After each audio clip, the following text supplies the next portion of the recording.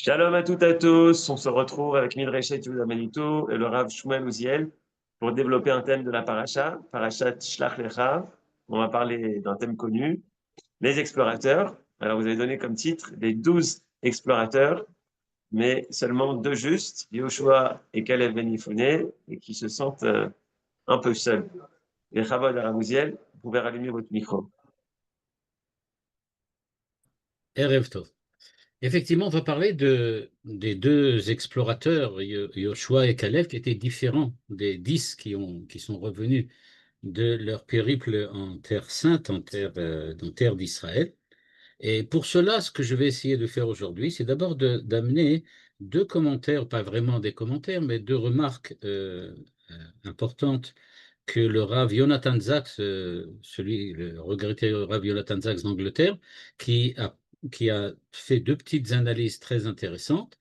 Et ensuite, je voudrais essayer de montrer comment en fait on peut élargir ce qu'il a trouvé et montrer que c'est quelque chose de peut-être encore beaucoup plus profond et plus, j'aurais pu dire, plus véridique et universel que ce qu'il avait lui pensé au départ. Pour cela, je vais vous montrer la paracha. On va la lire, c'est assez long, parce que la paracha des Meraglim, justement, ce qui est intéressant, c'est de voir un peu les détails de cette paracha, la paracha des explorateurs, et de ne pas simplement s'arrêter à ce que l'on sait déjà. Alors, on va commencer par lire, et pour pouvoir se remettre à l'esprit exactement ce qui s'est passé.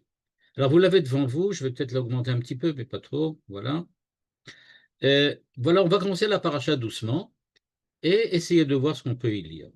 Alors, la Torah nous dit donc que Dieu a dit à Moshe d'envoyer des explorateurs, et ce que Moshe fait, est donc, c'est de prendre les explorateurs que Dieu lui a demandé de choisir.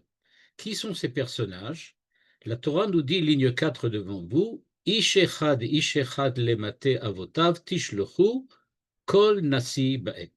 C'est-à-dire, la Torah, Dieu, recommande à Moshe de choisir parmi les personnalités importantes de chaque tribu, de choisir les princes de chaque tribu.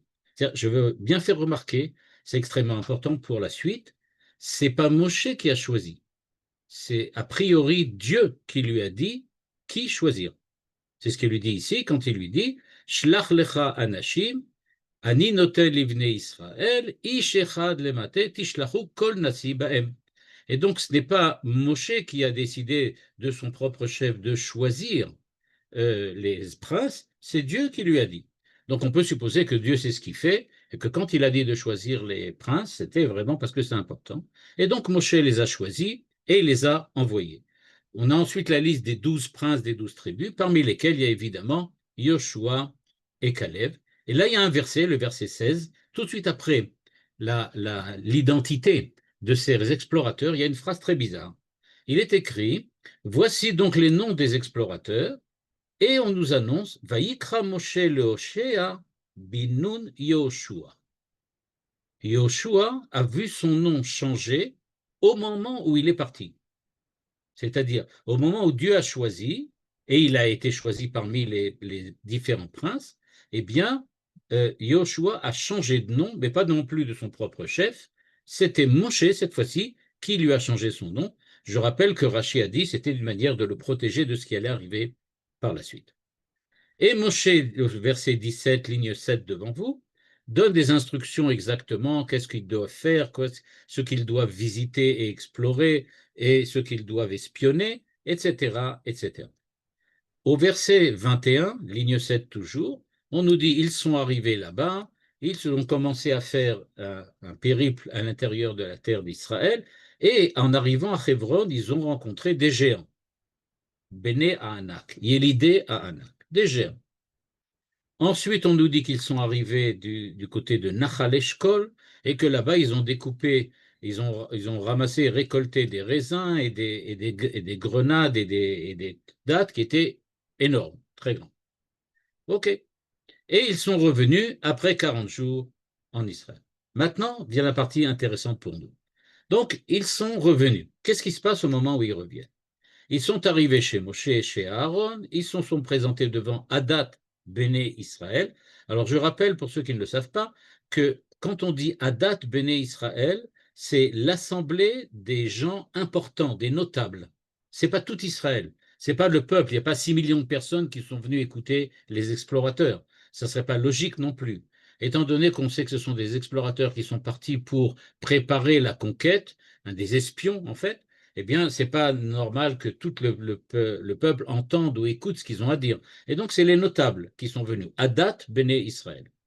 Et donc, ils sont venus là-bas, on les a mis, Vayashivu Otam Davar, Vet Kol Haeda, et donc ils sont arrivés en disant, voilà ce qui s'est passé, deux points ouvrés les guillemets, et Vaïsaproulo, et donc ils ont raconté, on est venu dans le pays dans lequel vous nous avez envoyés, et Zavat Chala Vudvash. C'est vraiment ce que Dieu avait dit. C'est Zavat Chala Vudvash, ça coule le lait et le miel. Regardez les fruits qu'on a trouvés là-bas, énormes. Et brusquement, le ton change. À ce moment-là, ils disent oui, mais Azaam Hayoshev Baaret. C'est des gens qui ont l'air assez rudes, pas faciles. Ils ont construit des villes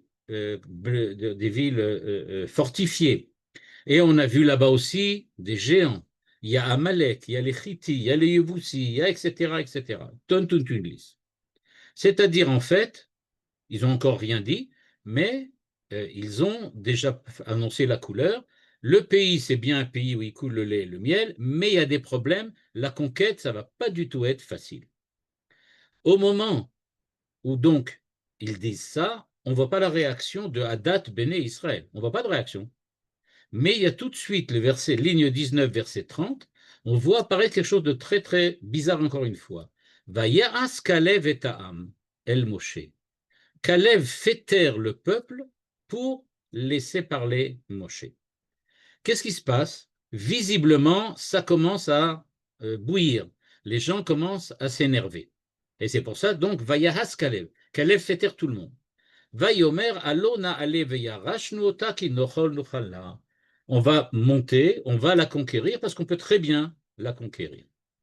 À ce moment-là, Anashim asher alu imo, verset 31, c'est-à-dire, après qu'il ait dit au peuple, on peut très bien les conquérir, c'est pas un problème, les autres qui étaient avec eux, les 10 autres donc, disent non, c'est pas possible, ils sont plus forts que nous. Ils sont plus forts que nous, donc on ne peut pas les. Et donc, nous dit la Torah, parenthèse, Vayotziu dibat haaretz, à ce moment-là, ils ont commencé à dire du mal du pays dans lequel ils avaient été espionnés, et ils commençaient à dire, voilà le pays dans lequel nous avons été, eh bien, Eretz ochelet yoshveai, c'est un pays qui tue tous ses habitants. Rashi nous dit, c'est parce que Dieu avait fait que les gens soient malades pour qu'ils se passent inaperçus, mais qu'en fait, eux, ils ont interprété ça de mauvaise manière, et ils ont cru que c'était un pays dans lequel il y avait là-bas des maladies et toutes sortes d'épidémies. Et en plus, on a vu des géants. On a vu des Néphilim, Béné Anak. Et ils étaient tellement grands qu'à leurs yeux, on était vraiment comme des sauterelles à côté d'eux, et c'est vraiment comme ça qu'ils nous voyaient. Qu'est-ce qui se passe à la suite de ça? Bah rien.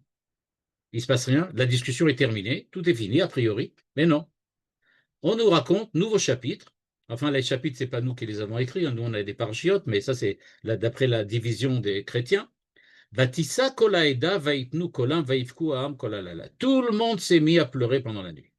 Tout le monde a commencé à pleurer, d'angoisse, de colère, on ne sait pas. Vaïlono al Moshe val Aaron va kol bnei Israël. Et tout, maintenant regardez bien, kol bnei Israël. C'est plus Adat Israël. Vous avez remarqué? C'est pas la même chose. Tout ce qui a été raconté, c'est devant les notables. Les notables sont revenus à leur maison, quoi, donc revenus à leur tribu, et ils ont raconté ce qu'ils ont entendu des explorateurs. À ce moment-là, c'est tous les enfants d'Israël qui sont venus voir Moshe et Aaron, et ils leur ont dit, bah, tu vois, on aurait dû mourir en Égypte plutôt que de venir ici et de mourir dans ce désert. C'est-à-dire que maintenant, la réaction, elle s'est propagée, et la négativité que les explorateurs ont amenée s'est maintenant propagée sur l'ensemble du peuple. Ce n'est pas seulement les notables, c'est tout le peuple qui en veut à Moshe et à Aaron en leur disant, regardez la bêtise que vous avez fait, dans quel pétrin vous nous avez amenés, et que diable allait-il faire dans cette galère. Et donc, une fois qu'ils sont arrivés là, Lama Hashem mevi otanu la'aretz hazot linpol b'chereb nashenu v'tapenu yeh là-bas, zalo tov lanu lashuv mitzrayim. Il vaut mieux être esclave que mort. Donc, qu'est-ce qu'on est venu faire ici? On a fait tout ce trajet-là, on s'est baladé jusqu'ici, on est passé par la mer Rouge, on est passé par le don de la Torah, par le mont Sinaï, on arrive ici maintenant devant la terre d'Israël, et voilà sur quoi on tombe. À quoi ça sert tout ça? Bon, on n'a qu'à tout revenir en arrière.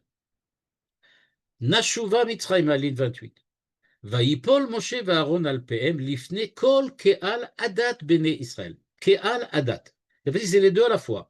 Il y a à la fois les nobles, les notables, et à la fois l'ensemble du peuple. Et qu'est-ce que la réaction de Moshe et Aaron? Eh bien, comme on dit chez nous en latin, wallo, rien du tout. Et ce qu'ils font, c'est qu'ils laissent passer. Ils tombent et voilà, ils font rien du tout. Yoshua bin Nun, Vekalev ben Yefune, Karou bigdeem. Eux, ils font quelque chose. Ils déchirent leurs habits. Vayomru el kol adat, haaretz asher avarnu la tovota, tova meod meod. Et eux, ils disent à l'ensemble du peuple, eh bien, sachez que le pays dans lequel nous sommes passés, c'est un pays très beau, très bon, etc. C'est Omeret, si maintenant je traduis ça en langage clair. Moshe et Aaron n'ont rien à dire et à répondre au peuple. Les seuls qui osent répondre quelque chose, c'est Yoshua et Kalev. Est-ce que vous voyez le tableau? Ça veut dire que les explorateurs ont parlé avec les nobles ont parlé avec le peuple. Tout le peuple et les nobles reviennent chez Moshe et Aaron en leur disant « Qu'est-ce que c'est que ce pétrin dans lequel vous nous avez fourré ?» Automatiquement, Moshe et Aaron, au lieu d'essayer d'expliquer et de convaincre, font rien. Ils tombent à genoux et disent « On ne sait pas quoi dire ». Et les seuls qui réagissent, c'est Yoshua et Caleb qui disent, mais pas du tout, on était là-bas et c'était tout à fait correct. Il n'y avait rien, il n'y avait pas de problème. Ok. La question devient encore beaucoup plus grande, quand on lit qu'est-ce qui s'est passé à Yoshua, c'est-à-dire quelques années plus tard. En effet, au moment de Yoshua, on sait que Yoshua aussi a envoyé des explorateurs, que ces explorateurs sont arrivés à Jéricho, qu'ils ont été là-bas chez une femme qui est une aubergiste comme ça, qui recevait les gens. Et quand ils sont arrivés là-bas, la nuit, pendant qu'elle les a cachés sur le toit, sous les branchages là-bas, elle vient les voir et elle lui parlait.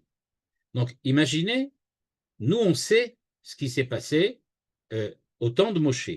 Là, on est au temps de Yoshua, donc 40 ans plus tard.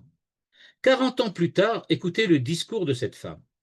Vatomer ela anashim, yadati ki natan Hashem lachem et haaretz. Je sais que Dieu va vous donner ce pays. Ah, et pourquoi elle le sait? Nafla et matrem alenu. Vous, on est mort de peur devant vous. Bon, ben c'est bien. Et tout le monde crève de peur devant vous. Pourquoi? Parce qu'on a entendu comment Dieu avait asséché la mer Rouge. Question, mais c'était quand cette histoire de la mer Rouge? C'était 40 ans plus tôt. C'était pas du tout au temps de Yoshua. Elle a entendu parler de quoi? Elle, qui vit 40 ans plus tard, a entendu parler du passage de la mer Rouge, et elle dit on était mort de peur à la suite de l'épisode du passage de la mer Rouge. C'est-à-dire en fait qu'elle dit que nous, les Cananéens, déjà à l'époque de Moshe, encore plus qu'à notre époque à nous, on était déjà morts de peur parce qu'on avait vu ce qui s'est passé avec le passage de la mer Rouge. Et il continue, on a entendu aussi, qu'est-ce que vous avez fait au roi des Émorim, Sichon et Og, c'était il y a 40 ans, Venishma veima saleno, enfin, Sichon et Og c'est plus tard, pardon, et donc elle dit, voilà, tout le monde a eu peur à cause de ce qui s'est passé avant. C'est-à-dire que quand on regarde objectivement ce qui s'est passé, on remarque que les explorateurs ont expliqué à Moshe, on a vu là-bas des géants, on a vu là-bas des cités dures, extrêmement difficiles à conquérir. C'est-à-dire, nous dit-il, on n'a aucune chance. Elle nous dévoile que pas du tout. Déjà à l'époque, c'est-à-dire 40 ans plus tôt, au moment du passage de la mer Rouge, et ensuite, plus tard, 40 ans plus tard, dans la guerre de Sichon et de Og, eh bien, pas du tout. Ils avaient déjà peur. Ils étaient déjà apeurés. OK. Et donc, ce qui se passe, on va devoir essayer donc de comprendre Qu'est-ce qui s'est passé? Comment se fait-il, et c'est la première question auquel le Rav Zaks essaye de répondre, il va le demander, comment se fait-il que les explorateurs, les 10 explorateurs, sont arrivés à la conclusion qu'on n'a aucune chance de les conquérir? Comment se fait-il que Joshua et Caleb ont refusé cette analyse ou cette décision des explorateurs et ont décidé que non, pas du tout, on peut très bien les conquérir? Pourtant, ils étaient ensemble et ils ont vu la même chose. Donc, qu'est-ce qui s'est passé entre-temps? Et enfin, troisièmement, il va falloir qu'on explique aussi non seulement qu'est-ce qui s'est passé à l'époque et pourquoi ils ont refusé, mais aussi sur quels critères et de quelle manière Joshua et Caleb ont pu décider ce qu'ils ont décidé et avoir le courage de faire ce qu'ils ont fait, alors que les autres explorateurs n'ont pas eu. Pour cela, le Rav Zaks nous propose, et c'est encore une fois, je dis, c'est une proposition qu'il nous fait, mais qui est très intéressante. Pour ceux d'entre vous qui sont psychologues, psychiatres ou qui s'occupent de psychologie, je suppose que dans les minutes qui vont suivre, je ne vais pas vous apprendre grand-chose. Et pour les autres, c'est peut-être quelque chose de nouveau.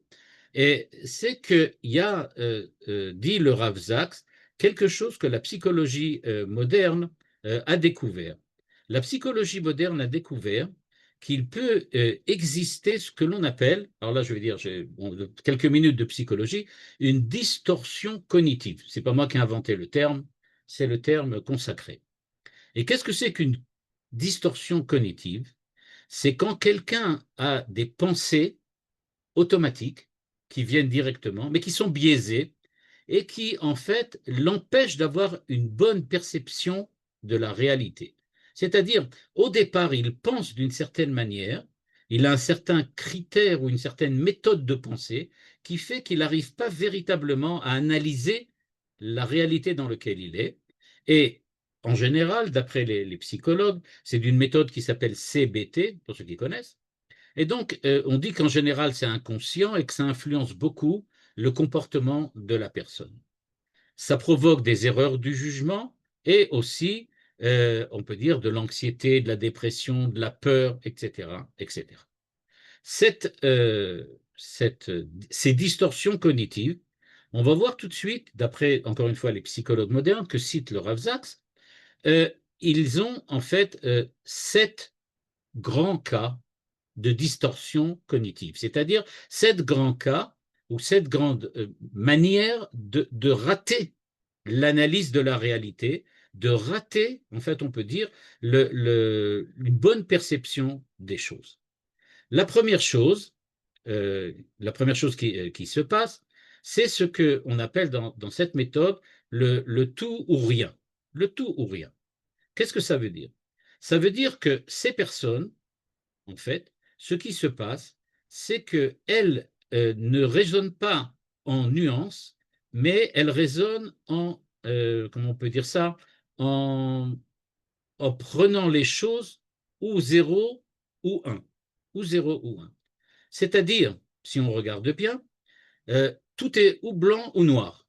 Tout est ou blanc ou noir. C'est-à-dire, il n'y a pas de nuance entre les choses. La personne qui se trouve dans une situation, elle, ce qu'elle fait, c'est qu'elle dit oui, on est perdu.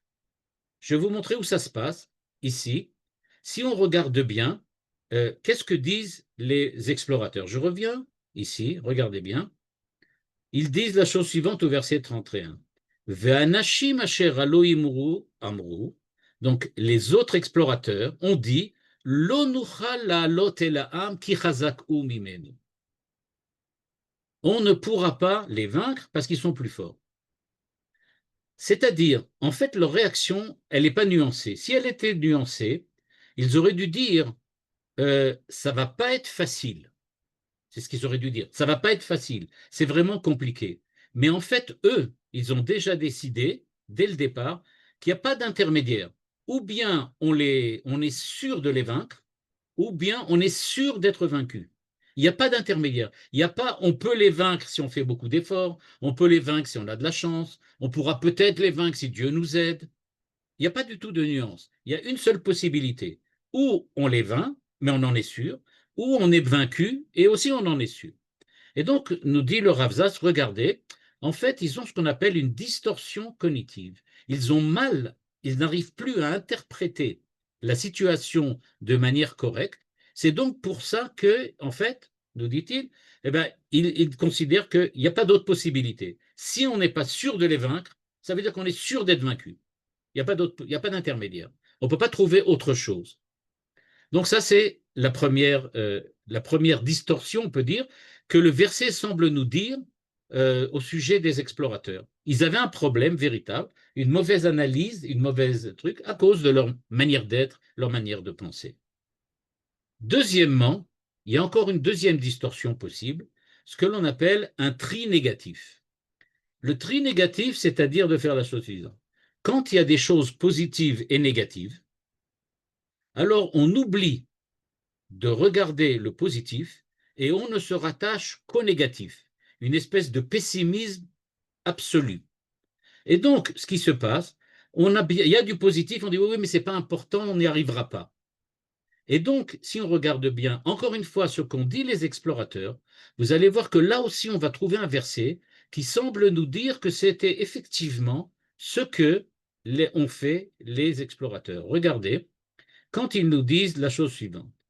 Il commence au verset 27 que j'ai remis devant vous par dire on est venu sur cette terre, elle était Zavat, Chalav, Udvash, Vezé, Piria. Positif, on a tout trouvé. Tout de suite après, mais il y a le peuple.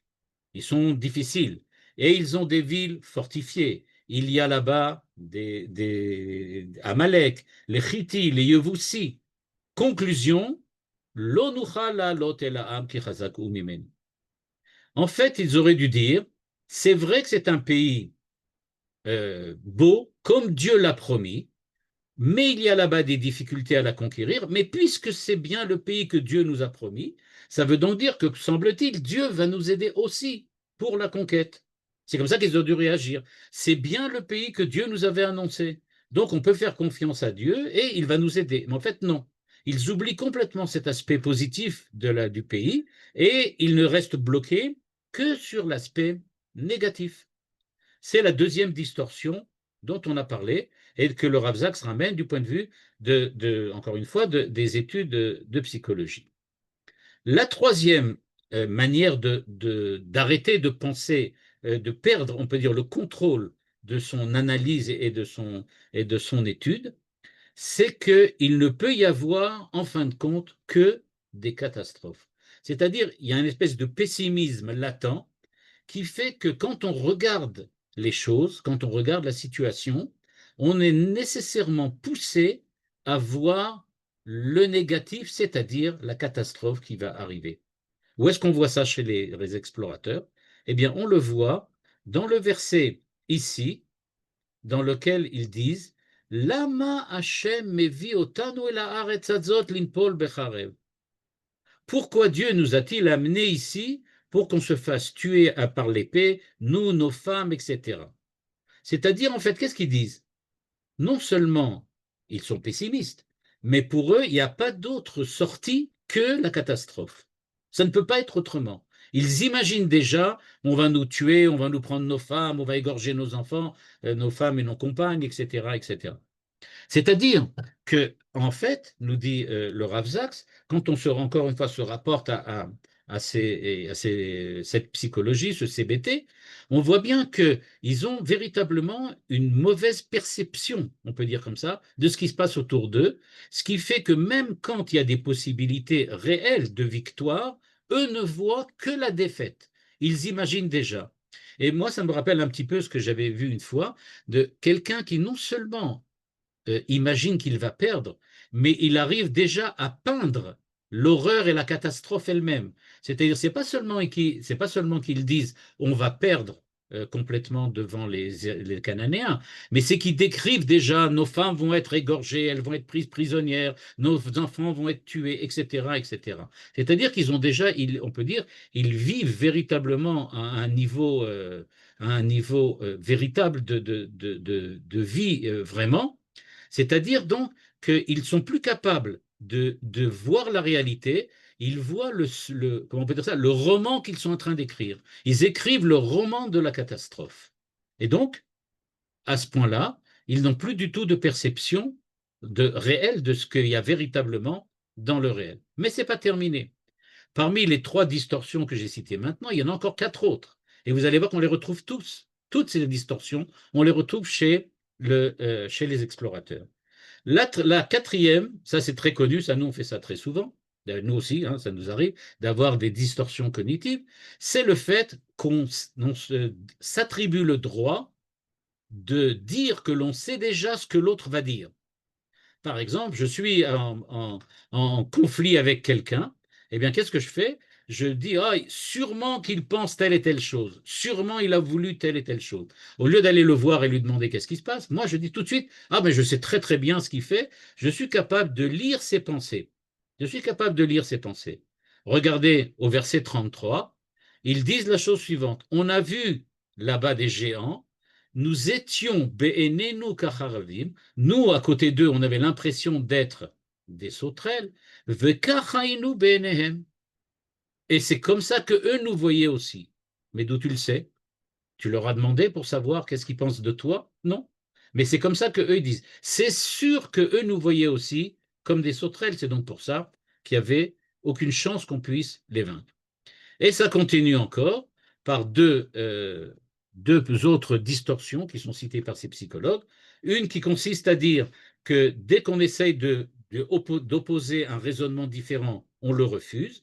Et c'est ce qu'on voit notamment quand les explorateurs disent ici, on a vu des villes fortifiées. Ils auraient pu dire, oui, mais s'il y a des villes fortifiées, ça veut dire qu'ils ont peur. C'est pour ça qu'ils fortifient les villes. Mais non. Oui, on a vu des villes fortifiées, ça veut dire qu'ils sont très forts. Ce n'est pas nécessaire. Et enfin, la dernière chose, c'est qu'on rejette la responsabilité du problème sur quelqu'un d'autre. C'est-à-dire, au lieu de dire, c'est bon, il va falloir que je m'y mette, il va falloir que je m'investisse pour arriver à conquérir cette terre, eux, ce qu'ils disent, on n'a aucune chance, c'est de votre faute. Et donc, ligne 25, Vaïlono al Moshe Valaron Bene Israël. Et donc, nous dit le Rav Zaks, eh bien, c'est pas pour rien que la Torah nous donne tellement, tellement de détails sur la discussion et sur les palabres qu'il y avait entre les explorateurs et Moshe avec Yoshua et Caleb. C'est parce que, en fait, on découvre que ces hommes avaient une distorsion cognitive, c'est-à-dire ils avaient malheureusement interprété de manière erronée toute la situation dans laquelle qu'ils avaient vécu quand ils étaient en tant qu'explorateurs, et c'est à cause de cela qu'ils ont été entraînés à donner, on peut dire comme ça, une mauvaise interprétation de ce qui se passait, et qu'ils ont influencé à tort ce qui s'est passé, influencé à tort, pardon, les autres, les enfants d'Israël et le reste d'Israël, par leur manière de voir et leur manière d'exprimer. Donc ça, nous dit le Rav Zaks, ça peut expliquer pourquoi, ou en tout cas ça nous donne une image de ce qui s'est passé là-bas et pourquoi les explorateurs n'ont pas réagi de la manière qu'on attendait. Et pourquoi ils en sont rentrés dans cette espèce de névrose, ce n'est pas une névrose, mais enfin ils sont rentrés dans cette espèce de problématique dans laquelle ils n'arrivaient plus à réfléchir. Dans un deuxième point, dans une deuxième analyse, le Rav Zaks essaye de dire, ah oui, mais alors, Yoshua et Caleb, pourquoi eux ne sont pas tombés là-dedans? Qu'est-ce qui les différenciait? Et pourquoi Yoshua et Caleb n'ont pas réagi de la même manière que les 10 explorateurs? Parce que si on regarde le texte qui nous raconte l'histoire de Yoshua et Caleb, vous allez voir que c'est vraiment impressionnant. Je recommence, je vous montre maintenant la suite des versets que je vous ai montrés jusqu'à présent. Jusqu'à présent, vous avez vu les versets qui décrivent la manière d'être, la manière de penser des explorateurs. Maintenant, du verset 4 à 10, on va voir comment réagissent Yoshua et Caleb. Donc, versets 4, 5, on les a lus tout à l'heure. Les enfants d'Israël disent on veut revenir. Moshe et Aaron, aucune réaction, ils tombent à genoux devant le peuple. Yoshua et Caleb déchirent leurs habits et ils disent cette terre est très très bonne. Et voilà ce qu'ils rajoutent. Im chafetz banu Hashem vivi otanu el haaretz azot unetana lanu eretz asher izavat chalav udvash ach bashem al timrudu ve'atem al tiru etam haaretz ki lachmenu hem sartzila me'alehem ve'Hashem itanu al tiraou. Eux, ils disent, et vous allez voir tout de suite, avec un énorme courage, ils disent face à qui? À tous les enfants d'Israël, à tous les nobles et à tous les explorateurs, les 10 autres. Moshe et Aaron sont à genoux à côté, il n'y a que eux qui sont debout face à l'ensemble du peuple d'Israël. Donc on peut remarquer que ce n'est pas évident. Et qu'est-ce qu'ils disent? Ils disent, est-ce que vous croyez que Dieu nous a amenés jusqu'ici pour nous faire du mal? Il est venu et il nous a amenés devant Eretz Zavat Halav Udvash. Vous avez écouté les explorateurs? Ils ont dit avant que c'était bien ce que Dieu avait dit. Donc ne vous révoltez pas contre Dieu et n'ayez pas peur de ces peuplades. Vous allez voir qu'on peut très très bien les vaincre. Ils ont peur de nous et Akadosh Baruch Hu va nous aider. En fait, qu'est-ce que disent Yoshua et Kalev?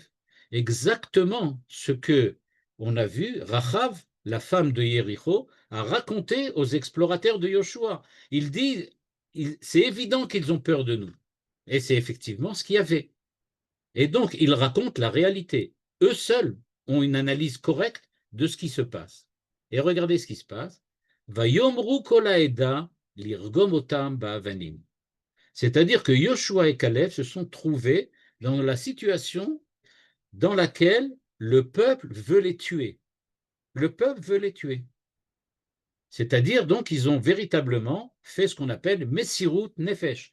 Ils ont dit au peuple la vérité, ils ont dit au peuple ce qu'ils se pensaient, c'est-à-dire ce qu'ils savaient être la vérité, mais le peuple n'a pas réagi comme on l'a vu tout à l'heure. C'est ce qu'on a vu à cause des explorateurs qui avaient cette espèce de distorsion cognitive, comme on dit. Et donc, eux, ils voyaient ça d'une autre manière complètement, et ils ont dit, oh là là, vous nous gênez, vous nous embêtez, vous dites des bêtises, allez, on vous tue. On pourrait croire que c'est juste une formulation, un style, une formulation de style, on peut dire, que l'irgom otam ba'avanim, qu'on allait les lapider. Mais pas du tout. C'était pas du tout un style lyrique. C'est vraiment ce qu'il voulait faire. La meilleure preuve, ligne 67, Kvod Hashem nira be'oel moed el kol bnei Israël. À ce moment-là, Dieu est venu sauver Yoshua et Caleb. Dieu est apparu, et donc maintenant ce qui se passe, c'est que l'histoire de les lapider, ce n'était pas du tout une rigolade. Ils avaient vraiment l'intention de lapider Yoshua et Caleb. Et il fallait l'intervention divine pour que on s'en sorte. Alors maintenant, quelle était la différence donc entre Yoshua et Caleb, et pourquoi Yoshua et Caleb ont-ils réagi de cette manière-là, au point d'avoir vraiment Messirut Nefesh, ils étaient prêts même à mourir s'il le fallait, alors que les 10 explorateurs, eux, ont une réaction tout à fait différente.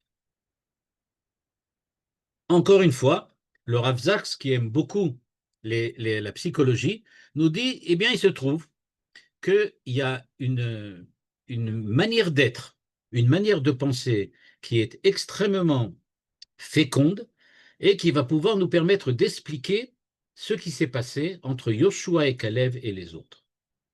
À savoir que Yoshua et Caleb, ce sont des personnes qui ont ce que l'on appelle en hébreu nechishut. La nechishut, c'est-à-dire le fait qu'ils ont décidé pour eux-mêmes, et peut-être même pour les autres, de faire ce qu'il faut faire quoi qu'il arrive. C'est-à-dire que c'est une manière d'être et de penser qui fait que certaines personnes sont capables de voir que les plus grandes difficultés qu'on puisse imaginer jamais ne pourront nous empêcher d'être ce que nous sommes et de faire ce que nous avons à faire. C'est-à-dire, il y a deux manières de réagir face aux difficultés. Il y a ceux qui pensent que, encore une fois, le Rav Zaks ramène un psychologue qui a écrit ça quelque part, et il y a les gens qui pensent qu'on a tous des capacités. On a tous des capacités. On est quelquefois, il y en a qui sont des génies, il y en a qui sont des gens extrêmement forts, il y a des gens qui sont extrêmement convaincants. Chacun a des qualités et chacun a des qualités, pas tout le monde en fait, mais beaucoup de personnes d'entre nous ont des qualités extrêmement fortes et puissantes. Mais par ailleurs, sur d'autres points, nous ne sommes pas des gens exceptionnels, mais des gens normaux, comme tout le monde. C'est comme ça, on ne peut pas réagir. C'est ce qu'on appelle, dit cette psychologie, on appelle ça Tavnit Hashiva Mekubat, c'est-à-dire des gens qui ont une pensée fixe, bloquée, carrée. C'est-à-dire qu'ils disent je suis bon en maths, donc je serai un très bon ingénieur. Mais je serai toujours de ma vie nul en littérature. Pourquoi? Mais c'est comme ça. Il n'y a rien à faire. Alors, si je suis bon en maths, je m'investis, je vais être un ingénieur, un physicien, un scientifique, parce que c'est ça mes qualités. Par contre, si on me demande maintenant de m'occuper de littérature, j'ai aucune chance de le faire, et donc, dès le départ, j'ai aucune chance. Dès le départ, j'ai aucune chance. C'est un petit peu, et pas seulement un petit peu pour le Rav Zak, c'est un petit peu la position qu'avaient les explorateurs, les 10 explorateurs. Ils ont dit, on a beaucoup de qualités, tous. On est un peuple qui a énormément de qualités. On a reçu la Torah, on est resté, on était dans le désert, Dieu nous a fait traverser la mer Rouge, on a vécu l'esclavage pendant 210 ans, etc., etc. On a beaucoup de qualités. Mais vaincre les Cananéens, ça, c'est pas dans nos cordes. C'est pas nous. Nous, on sait faire beaucoup de choses, mais ça pas. Donc, il n'y a pas de sens à essayer de se mesurer avec les Cananéens. C'est pas fait pour nous. C'est pas quelque chose dont on est capable de faire de manière facile. Si on était capable de le faire vraiment, bah, ça se saurait. Mais en fait, non, on n'est pas capable. Là-dessus, il y en a qui disent non, non, non. C'est pas du tout comme ça qu'il faut réagir. Et là, on est avec Yoshua et Caleb. Yoshua et Caleb, ils disent, attention, les capacités et les possibilités, ça se développe grâce aux obstacles et grâce à l'effort. Si vraiment il y a un problème, on peut apprendre à développer des capacités qu'on n'avait pas au départ parce que les difficultés, les problèmes nous ont poussés à nous surmonter et à faire plus que ce qu'on croyait qu'on était capable de faire. Donc il dit, c'est vrai qu'on peut très bien échouer. C'est-à-dire, disent Yoshua et Caleb, on ne vous garantit pas que la guerre contre l'Iran, la guerre contre les Cananéens, ça va se passer comme une lettre à la poste. Il n'y a pas de garantie. Mais il y a quelque chose que oui, c'est que les difficultés vont développer chez nous des capacités qu'on n'avait pas avant et que peut-être grâce à ça, c'est en se battant maintenant contre les Cananéens qu'on aura la force ensuite d'arriver à vaincre les Philistins, de vaincre Amalek. C'est-à-dire, disent, en fait, il n'y a pas de, il y a pas de, comment on appelle ça, xérat agoral. Il n'y a pas maintenant le destin. C'est pas, on n'est pas un peu prédestiné. C'est-à-dire, on ne peut faire qu'une certaine chose et pas d'autre. Non, on a la possibilité de se développer. C'est-à-dire donc, il y a donc deux manières de penser. La manière qui voit ou qui analyse sa propre personnalité et sa propre situation de manière, j'aurais pu dire, fixée. On est dans un état tel qu'il est et c'est tout, on ne peut pas changer, il n'y a pas de changement possible. Et ceux qui disent non, on peut très bien évoluer. Où se trouve la différence quand on arrive devant une très grande difficulté? Ceux qui disent tout va d'après les potentiels qu'on a déjà, bah, dès qu'il y a des difficultés très grandes, ils sont terrifiés à l'idée qu'ils peuvent très bien échouer, que ça peut rater, puisqu'ils se disent c'est pas nous, on n'est pas l'habitude, on n'a jamais fait ça avant. Je rappelle que les enfants d'Israël ne se sont pas beaucoup battus avant de rentrer dans la terre de Canaan. Ils n'ont pas beaucoup subi de guerre et ils n'ont pas beaucoup d'expérience.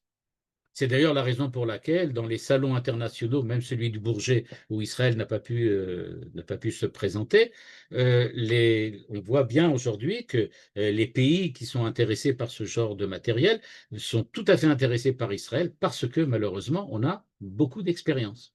Donc, étant donné, disent les 10 explorateurs, on n'a aucune expérience de la guerre, ils sont des trucs fortifiés. Comment on fait pour défoncer une muraille fortifiée? On n'a aucune idée comment on fait ça. On n'a pas les armes suffisantes, on n'a pas les moyens, on n'a pas les tactiques, on n'a pas, etc., etc.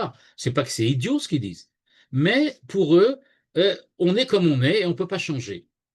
viennent Yeshua et Caleb et qui disent Allo na'ale ki nuchal yuchal.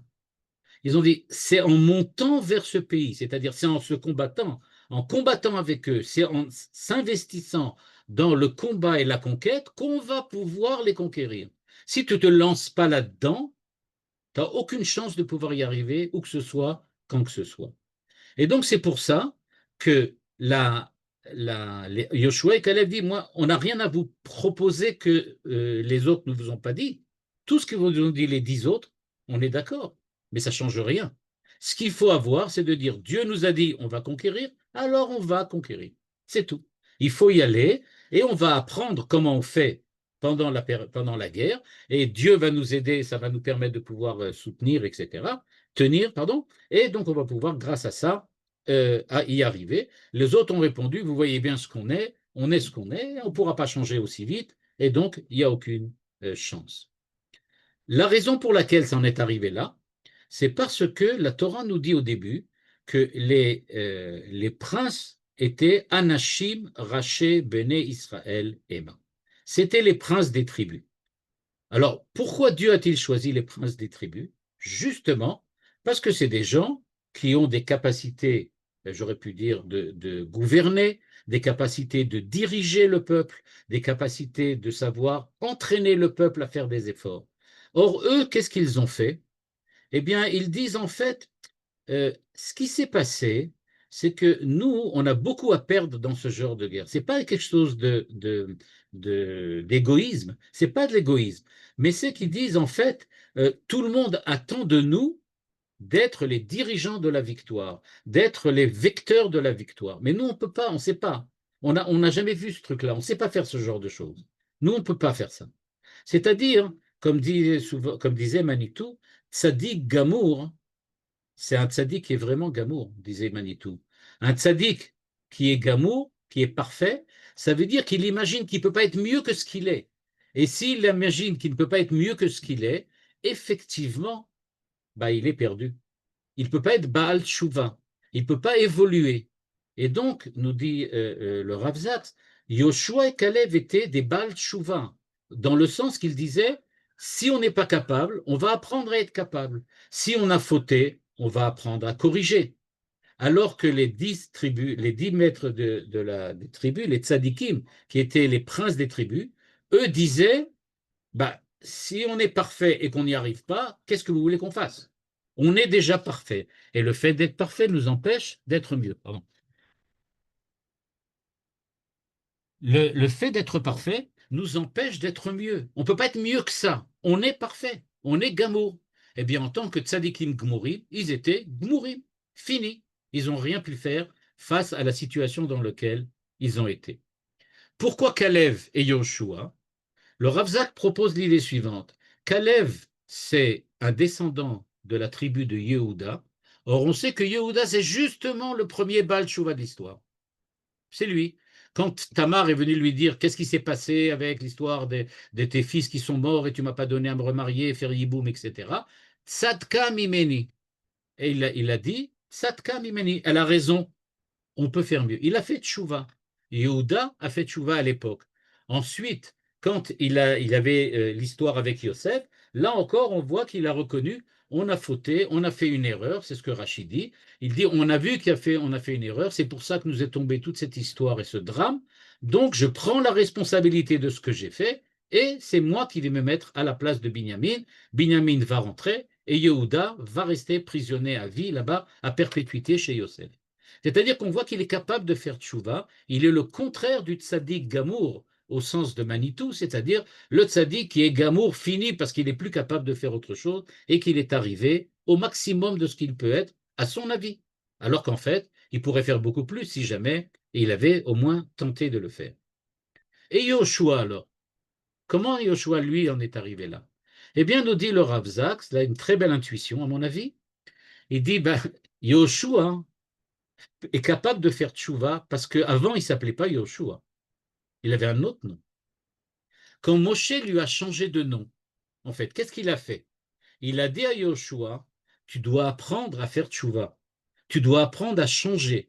tu dois apprendre à sortir de l'ornière du tzaddik gamour, du tzaddik qui est terminé, et tu dois prendre maintenant le chemin de celui qui est capable d'avoir un nouveau nom, c'est-à-dire qui est capable d'être quelqu'un d'autre. Donc, ce que l'on voit, c'est que Yoshua, lui aussi, grâce à Moshe, s'est déjà préparé à l'idée que tu vas peut-être voir des choses difficiles, tu vas peut-être voir des choses qui vont te faire peur, mais tu dois savoir que tu peux changer de nom, tu peux être autrement.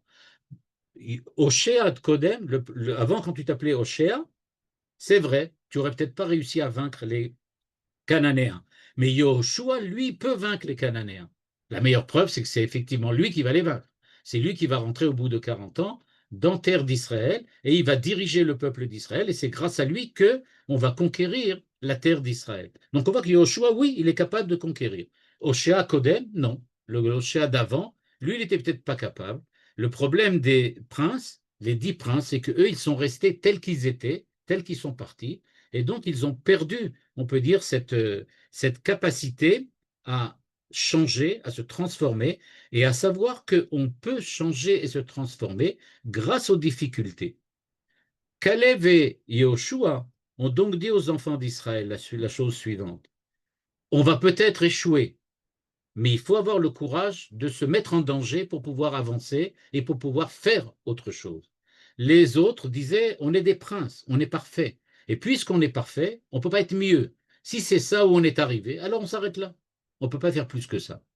Et donc, Yoshua et Caleb ont montré que c'est en se mettant en danger qu'on peut réussir. Par contre, si on refuse d'être en danger, eh bien, il y a peu de chances qu'on puisse aller plus loin que là où on est arrivé.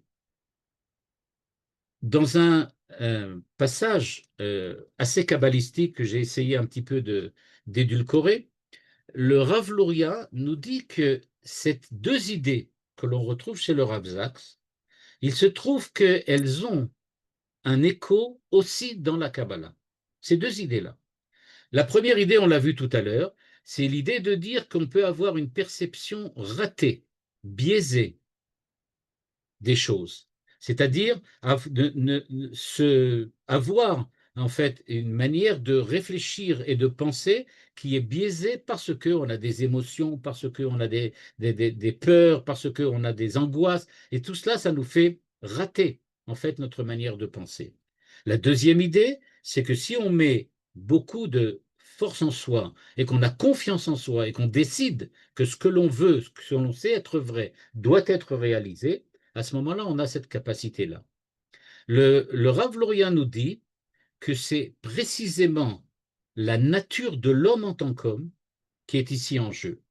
Ce que nous dit en fait le Rav Zaks nous dit, dirait le Rav Luria, comme le dit la Kabbalah, qu'un homme, c'est en fait quelque chose d'ambivalent. Ça a j'ai envie de dire, deux faces, deux facettes différentes. En effet, nous dit-il, d'une part, si on regarde bien, l'homme est très faible. L'homme est faible. Il n'a pas la puissance d'un ange, il n'a pas évidemment la puissance de Dieu. L'homme est tout seul dans le monde. Vous savez, le rabbi de Lubavitch, une fois, quelqu'un est venu le voir et lui a exposé tous les malheurs qu'il avait. Le pauvre, il en avait vraiment énormément. Il avait vraiment beaucoup de problèmes. Et il a exposé au rabbi de Lubavitch, etc. Et le rabbi de Lubavitch lui a dit, tu sais, dans le monde, on est seul et il n'y a personne chez qui aller se dorloter. C'est-à-dire, lui a dit le rabbi de Lubavitch, la réalité de l'homme, c'est à toi, avec les capacités que tu as et la volonté d'essayer de faire plus possible, c'est à toi de te mesurer avec les difficultés et d'essayer de les résoudre. Personne ne pourra les résoudre à ta place. C'est à toi de les résoudre en fin de compte. Alors c'est vrai, tu peux venir chez moi me demander conseil, mais c'est pas moi qui vais les résoudre à ta place. Semble-t-il que cet homme-là disait au rabbi de Lubavitch, fais-moi un petit miracle, toi tu en fais souvent, c'est pas un problème pour toi, allez fais-moi un petit miracle et résous-moi les problèmes. Alors il lui a dit, je peux pas faire de miracle, je peux t'aider à t'indiquer comment faire, mais ça va être toi en fin de compte qui va le décider. C'est ce que dit ici le Rav Luria dans les phrases suivantes. Il dit, quand les enfants d'Israël sont arrivés devant la terre d'Israël, Parce qu'il ne faut pas oublier que jusqu'à présent, ils étaient dans le désert depuis quelques jours, hein, puisqu'en fait, ils étaient sortis d'Égypte, ils sont arrivés devant le Sinaï, après le Sinaï, ils ont construit le Mishkan, et en quelques semaines, ils sont arrivés devant Eretz Israël pour rentrer maintenant. Eh bien, nous dit le Rav Luria, Beknisatam le Eretz Israël, Yad'u she'anaga tiye miprinat malchut à Adam. C'est-à-dire que maintenant, c'est fini, il n'y a pas de miracle. Dieu sera par là pour te dorloter. Tu vas rentrer en terre d'Israël, tu vas devoir te mesurer avec les Cananéens. Et c'est tout. C'est la réalité. C'est pas, Dieu ne fera pas de miracle pour toi maintenant. Et bien que tu aies vécu tous les miracles de la sortie d'Égypte et le passage de la mer Rouge, etc., maintenant, c'est à toi de rentrer. En fait, nous dit le Rav Luria, Dieu a proposé aux enfants d'Israël, voilà, vous êtes devant la terre d'Israël, allez-y. Et donc, dit le Rav Luria, ce qui s'est passé, c'est la chose suivante. Les enfants d'Israël ont commencé à analyser. Les 10 explorateurs, qu'est-ce qu'ils ont fait? Ils ont vu les difficultés, et comme dit le Rav Zak, ils ont dit, là, c'est pas possible. Nous, on préfère rester, se faire dorloter chez Dieu, que de rentrer dans la terre et de se mesurer aux vrais problèmes. C'est ce qui s'est passé. Et donc, effectivement, ils ont dit, on ne peut pas arriver, on ne peut pas surmonter. Pourquoi? Parce que la réalité, elle est qu'effectivement, c'est très difficile. Or, nous dit le Rav Luria, mais c'est ça la nature humaine. La nature humaine, c'est qu'Akadosh Baruch Hu a créé un monde dans lequel l'homme a le libre arbitre. Qu'est-ce que ça veut dire le libre arbitre? Le libre arbitre, c'est pas je choisis le bien ou je choisis le mal uniquement. C'est aussi je choisis d'avancer ou je choisis d'arrêter.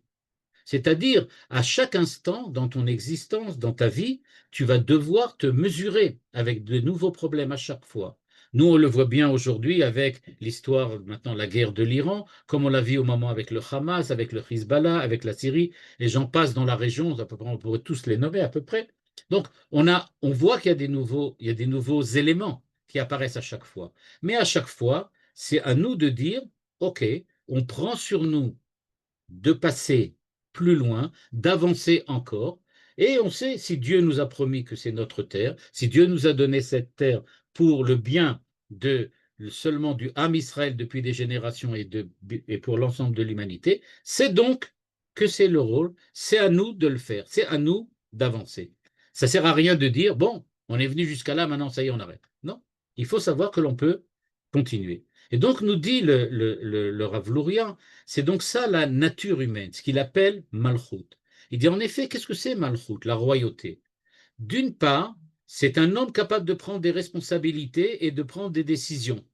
Je dois dire que, qu'on soit d'accord ou pas avec les décisions que prennent les dirigeants de l'État d'Israël aujourd'hui, qu'on soit d'accord ou pas, il faut reconnaître, et moi je le reconnais humblement, que j'aurais été absolument incapable dans leur situation de savoir quoi choisir et de quoi faire.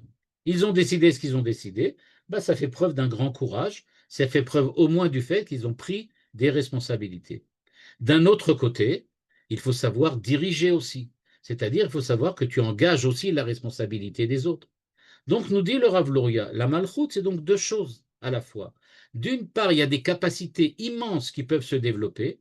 D'autre part, il y a des risques qu'il faut prendre et des responsabilités qu'il faut engager. Et il nous dit, c'est précisément ça le but de la création du monde par la Kabbalah, d'après la Kabbalah, pardon. D'après la Kabbalah, Dieu a créé le monde en vue de Malchut Hashem, en vue de la rédemption finale dans laquelle Dieu sera le roi. Mais cette rédemption, cette royauté divine, ce régime divin, c'est quelque chose dans lequel il y a à la fois des risques et à la fois des échecs et à la fois des succès. Et donc, nous dit-il, les explorateurs ont en fait voulu dire, nous refusons de rentrer dans l'histoire, nous refusons de rentrer dans la possibilité du risque, ça ne fait pas partie du contrat qu'on a signé. Et Dieu nous dit à la fin de la paracha, en fait, si, ça fait partie du contrat, et c'est seulement si vous acceptez de prendre des risques que vous aurez la possibilité de pouvoir véritablement réussir dans l'histoire. C'est pas en fuyant les responsabilités que vous allez réussir. Mais c'est justement en les prenant, quelles qu'elles soient. Parfois c'est réussi, parfois moins. Mais c'est en prenant des responsabilités que vous allez véritablement pouvoir avancer et continuer et, Baruch Hashem, perdurer dans l'histoire.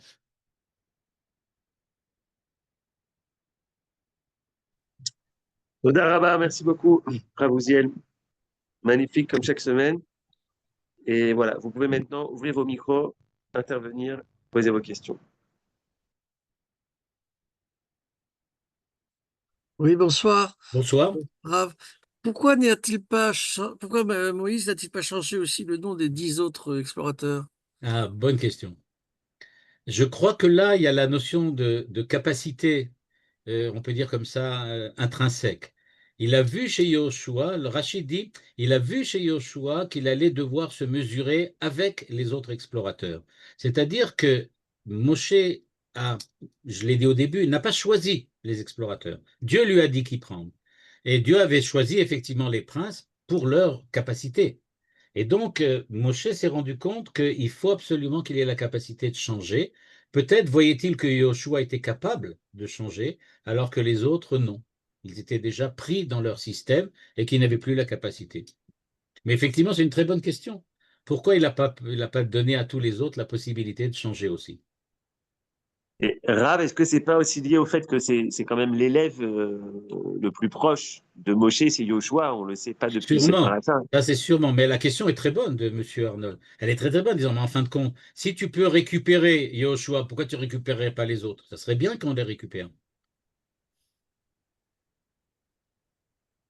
Faire deux remarques. La, Oui, la première, c'est par rapport à la psychologie. Alors, la psychologie, c'est très bien, c'est très à la mode, mais la psychologie, ça vise aussi à déresponsabiliser les gens. Ah, ils ont vu ça comme ça, mais c'est marrant. La psychologie, normalement, c'est pour chaque personne. Là, il y en a 10 d'un coup qui ont eu le même problème psychologique en même temps. C'est un petit peu bizarre. Ça, c'est ma première remarque parce que psychologie, hein, vous êtes au pénal sans blague. D'accord, ça c'est un. La deuxième chose, il y a quelque chose qui ne va pas. Dans le système juif, il y a une séparation des pouvoirs. Voilà, on envoie des observateurs, c'est pas eux qui décident. Ils doivent dire ce qu'ils ont vu. C'est un problème qu'on a aujourd'hui aussi, hein. Attention, qui c'est qui dirige? Qui c'est qui prend les décisions? C'est quand même bizarre. Tu me dis ce que tu as vu, t'as pas besoin de faire des commentaires là-dessus. Bon, il y a des géants, t'as pas besoin de dire ils vont te manger. Ça, c'est les politiques qui doivent prendre les décisions. Il y a quelque chose de bizarre là-dedans. bon, alors je vais commencer par la deuxième question. La deuxième question, elle est très intéressante parce qu'aujourd'hui, dans les médias, alors là, je dis quelque chose, c'est que moi, hein, je ne l'ai pas lu ça ni chez le Rav Zaks, ni chez le Rav Luria, c'est mon avis personnel. Si vous regardez aujourd'hui dans les médias, vous verrez qu'il n'existe pas de médias qui ne soient pas politisés. Aujourd'hui, j'ai regardé un débat sur ce qui se passe entre l'Iran et Israël. Aujourd'hui, ça a eu lieu aujourd'hui. Il y avait là-bas plusieurs personnes qui étaient là et qui ont parlé. Je ne les connais pas. Évidemment, c'est des Français, je ne les connais pas. Il y a un monsieur qui a parlé. J'ai dit, ce monsieur, ou bien il fait partie du LFI, à la manière dont il parle, c'est un journaliste, on l'a présenté comme journaliste du Moyen-Orient, je ne sais pas de quel journal, etc. Bon. Mais il y avait pas ils ne l'ont pas présenté, ils ont dit son nom et voilà, journaliste, je ne sais pas quoi. Et au bout d'un moment, qu'est-ce que je vais apparaître? Il est journaliste à Mediapart. Je dis, ah ben d'accord, ça va, c'est pas la peine. On a compris déjà à l'avance. C'est-à-dire la manière dont il a décrit la guerre entre l'Iran et Israël, c'était, mais je ne veux pas vous énerver, il y a déjà suffisamment de gaz de s'énerver, il disait le véritable responsable de ce qui se passe au Moyen-Orient aujourd'hui, c'est Netanyahou. Mais pas du tout l'Iran. C'est Netanyahou qui est responsable de tout ce qui se passe. Alors, dès qu'on l'entend parler, on dit, bon, ça va, on a compris. Il a politisé. Il a politisé directement. Son avis est exactement ce que a cité le psychologue, donc, qu'a cité le Rav Zaks, à savoir qu'il avait une vision biaisée complètement de la réalité. Véritablement. C'est-à-dire qu'il a ce que ce psychologue a appelé, enfin moi je sais pas exactement si l'appellation c'est l'appellation correcte, l'appellation correcte ou pas, mais enfin quand ce psychologue a appelé ça les distorsions, comment il appelait ça? Les distorsions Les connectives. cognitives, les distorsions cognitives, bon bah ça me semble tout à fait correct en fait, tout à fait correct pour définir exactement ce que ce journaliste avait. il a une véritable distorsion cognitive. Il est persuadé qu'il connaît et qu'il comprend ce qu'il voit, mais non, il l'interprète d'une manière complètement erronée. Et là-bas, il y avait d'autres journalistes qui lui ont dit, mais enfin, ça va pas. Il y a quelque chose que tu oublies complètement. Et à un certain moment, d'ailleurs, il y a une autre journaliste qui lui a dit, mais tu te rends compte que les Israéliens sont assis dans des miklatim pendant des heures parce que les autres bombardent des civils. Jusqu'à présent, elle lui a dit, mais toi, tu as crié sur les civils de Gaza qui se faisaient tuer, mais ça te fait rien du tout que l'Iran bombarde que des civils. Ça te change pas, ça te met pas en rogne. Et donc, ce qu'on voit, c'est que cette idée-là qu'on peut avoir une vision complètement erronée de la réalité à cause de toutes sortes de problèmes ou à toutes sortes de dérives comme ça, eh bien, c'est, à mon avis, important et vrai. Et c'est vraiment comme ça. Et donc, qu'est-ce qui se passe au niveau politique? Eh bien, les politiques, ils entendent ce qu'on leur raconte. Et on leur a raconté de manière erronée ce qui s'est passé, et donc ils ont réagi de manière erronée. C'est ce que je pense qui s'est passé. Maintenant, la psychologie. La psychologie, c'est vrai que ce n'est pas une science exacte. Je ne pense pas que ce soit une science exacte. Mais c'est pas non plus, comme toutes les sciences, c'est pas non plus complètement exact non plus. C'est-à-dire, il n'y a aucune science qui est vraiment exacte, sinon la science ne bougerait pas. Je rappelle que Karl Popper disait que si tu ne peux pas remettre en cause tout ce que tu expliques scientifiquement, c'est pas de la science. La science, c'est quelque chose que tu peux remettre en cause, qui est possible. Sinon, ça s'appelle, je ne sais pas moi, il y a d'autres noms pour ce genre de choses. Et donc, ce que veut dire ici le Rav Sachs, en amenant la psychologie, il dit, regardez, on découvre dans le comportement individuel des gens des dérives comme ça, qu'on est capable de repérer. C'est intéressant que la Torah nous donne 7 versets dans la description des explorateurs qui correspondent à peu près à ce qu'on appelle ces dérives cognitives. Donc, c'est un peu, disons comme ça, c'est ça la remarque que j'ai trouvé très intéressante chez lui, c'est qu'il a réussi à retrouver ça dans le texte. תודה רבה. בבקשה. תודה רבה. שיעור מרתק. תודה רבה. Quand il y a une dérive, ça veut dire aussi que comme ça se passe, on peut redresser. Et c'est les comportements, la CBT, c'est les thérapies comportementales. Donc, Oui. c'est agir sur chaque personne elle-même et pas sur l'ensemble. Un traitement est personnel dans ce genre de domaine, ce n'est pas Exactement. général. Et bon, c'est une méthode qui est très intéressante, qui a de très bons résultats pour qui se lance et qui a une difficulté à s'adapter à la vie, à des problèmes comme ça. Et c'est une façon justement de corriger la dérive qu'on peut avoir. Et Voilà. ce que j'ai pu lire sur le CBT, sur ces dérives-là cognitives, c'est qu'ils disent que en fait, c'est très important que les gens apprennent à reconnaître qu'ils ont ces dérives-là quelquefois, parce qu'ils s'en rendent pas compte. C'est quelque chose qui est caché, dissimulé à la personne elle-même. Et c'est quand il apprend à le découvrir, c'est comme ça qu'il le disait, enfin dans les articles que j'ai lus, que ça pouvait les aider. Là, malheureusement, ça n'a pas servi à grand-chose, puisque en fait, le texte nous dit qu'ils avaient les problèmes, mais ils ne l'ont pas résolus. En général. Ce que je n'ai pas compris, c'est pourquoi Yoshua ils ont déchiré leurs habits, parce que c'est devant tout le monde déchirer ses habits, c'est un signe négatif, c'est un signe de mort, de deuil. Oui. Pourquoi devant tout le peuple, ils ont déchiré plutôt que de remonter, de redonner l'espoir à ce moment-là et de détruire les côtés négatifs. Bon, Je pense que ça répond aussi à la question de M. Arnold tout à l'heure. C'est-à-dire que je crois qu'il y avait une espèce de fatalité, entre guillemets, plein de guillemets, hein, une espèce de fatalité qui montrait que Yoshua et Caleb ont, comme s'ils avaient compris, saisi intuitivement que c'était perdu. C'est-à-dire, ils ont vu, c'est trop tard. Ça a démarré. Là, je ne suis pas rentré dans une autre analyse qu'a commencé le Rav Sachs, mais que malheureusement, il ne continue pas. Il dit juste 2 ou 3 mots, puis il continue, et il ne continue pas par la suite. Mais ça aurait été très intéressant, c'est qu'on voit qu'à la suite de ça, il y a des réactions, mais on ne voit pas. Mais alors, qu'est-ce qui s'est passé? Eh bien, ils ont été tués tout de suite. Ils ont été tués tout de suite par Dieu, etc. Mais en fait, ce que l'on voit, c'est qu'il n'y a pas où est l'évolution de la société par la suite? Ça, il dit juste une phrase en disant que c'est grâce à ça, maintenant, à Yoshua et Caleb qui vont réussir 40 ans plus tard. Mais alors peut-être il y a quelque chose qui s'est passé entre-temps. Mais malheureusement, j'ai cherché, et la seule chose que j'ai trouvée, c'est qu'ils sont tous morts entre-temps. Une génération entière. Ouais, c'est la génération entière a disparu. Comme s'ils disaient que ce traumatisme qu'ils ont eu avec les explorateurs était insurmontable et donc il a fallu rejeter tout le monde. J'ai vu une autre explication qui dit oui, c'est à cause de l'Égypte. Que la génération sortie d'Égypte est une génération qui au départ devait être certainement pessimiste, fataliste, etc. Qui pensait qu'ils ne pourraient jamais s'en sortir. C'est peut-être possible aussi. Merci. Bevakasha. Shabbat shalom, toda rabba. Shabbat shalom, toda rabba. Shalom, תודה רבה.